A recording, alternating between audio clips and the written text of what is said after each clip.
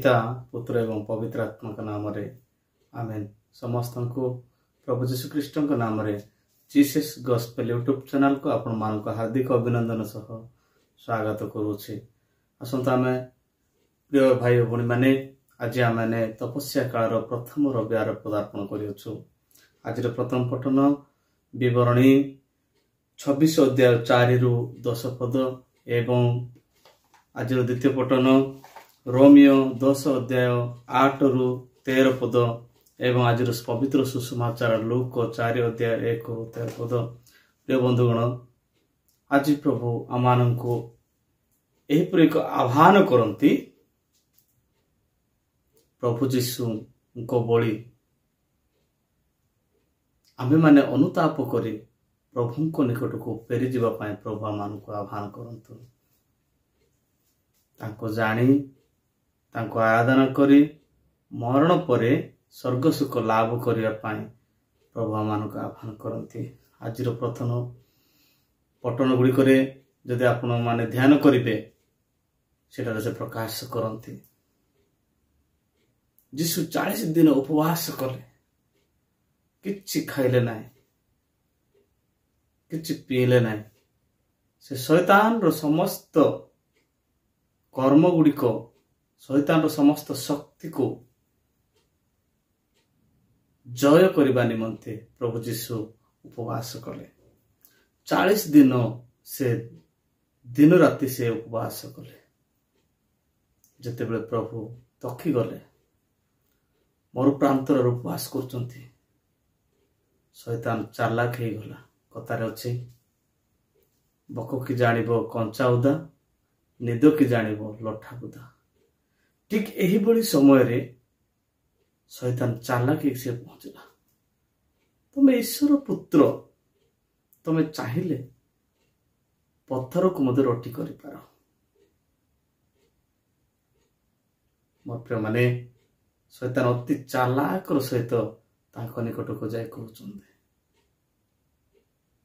प्रिय प्रभुଙ୍କର प्रियजन माने एवं आउ गोटे थर कहले तमे मंदिर जो तुम तल को डेई पड़ब तुम दूत मैंने आसवे तुमको टेकी धरवे, तुम पाद पत्र रे बाजब ना। यही से आम देखा पाच। आउ गोटे शैतान कहते गोटे कथा, तुम्हें जब आमको भूमिष्ठ प्रणाम कर ए समस्त मत मान को देदेवी। देखुच आश्चर्य गुड़िक शैतान भी सेठी कहते आज वाक्य लेखा अच्छी लेखा अच्छी। प्रभु जीशु मत कहते लेखा अच्छी मनुष्य रुटी रे बंचब नहीं, ईश्वरंकर प्रत्येक मुख निश्रुत वाक्य द्वारा बंचब। जेतेबेले आ गोटे प्रभु भी कहले शैतान को लेखा अच्छी तुम्हें प्रभु को परीक्षा करिव नाही। एवं आउ थे कहले प्रभु जीशु तुम्हें ताहांको प्रणाम करिव एवं केवल ताहांको उपासना करिव, केवल ईश्वर को। शैतान लाज होगला। प्रिय प्रभु लोक मैंने आम ध्यान करवा 40 दिन कथा आप देखु आदि पुस्तक 7 अध्याय 12 पदरे से प्रकाश करे। जेतेबेले नहंक समय रे जलप्लावन होइतिला, 40 दिन 40 रात्रि जलप्लावन होइतिला। एवं यात्रा पुस्तक 24 अध्याय 18 पदर जो देखिए 40 दिन कथा से लिखा अछि। मूसा सीनै पर्वत रे रही दीर्घ 40 दिन परे 10 आज्ञा मूसा को प्रदान करथिले। मत्ती 4 अध्याय 2 पदरे आपण देखंती सुसमाचार जोड़ा कि जीशु ख्रीष्ट 40 दिन पर्यंत उपवास रहिले। आज सुसमाचार प्रथम पदरे मत ताहा लिखा अछि। एवं जुनास 3 अध्याय 4 पदरे प्रभु कहंती जोनास को निनिबिर लोक मानकर परिवर्तन पाए, मन परिवर्तन पाए, अनुताप करिया पाए 40 दिन समय दिया जायतिला।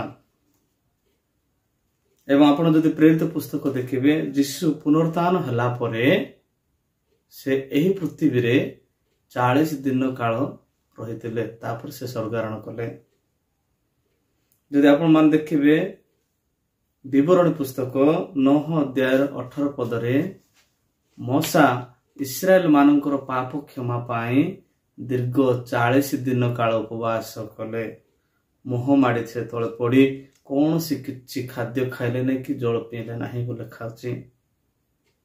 एवं जदि आपण माने देखंते आउ 40 दिन कथा प्रथम राजावली 19 अध्याय 8 पदर से प्रकाश करे।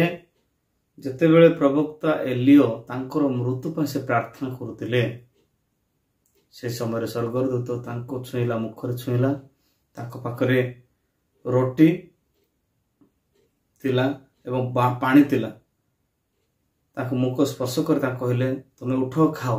3 थर कहवारू से देखिले खाइले। बुढ़ा लोक